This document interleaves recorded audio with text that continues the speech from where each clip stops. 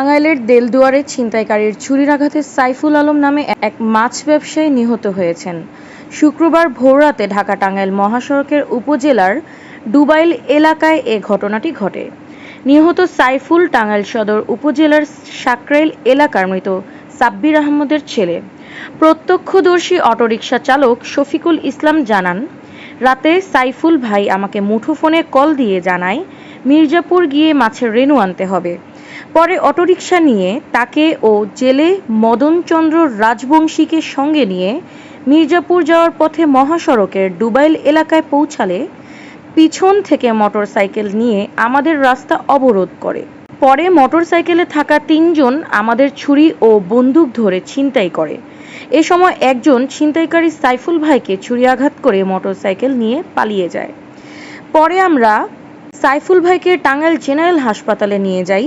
এর কিছুক্ষণ পরই তার মৃত্যুর ঘোষণা করা হয়। নিহতের ছোট ভাই মিজানুর রহমান জানান, আমার ভাই তো নাই, তাকে তো আর দেখতে পাবো না। যারা এই কাজ করেছে তার দ্রুত বিচার দাবি করছি। দেলদুয়ার থানার ভারপ্রাপ্ত কর্মকর্তা ওসি মোহাম্মদ সোয়েব খান জানান, ঘটনাটি জানার পর আমরা দ্রুত ঘটনাস্থলে পৌঁছাই। এ বিষয়ে মামলা প্রক্রিয়াধীন রয়েছে।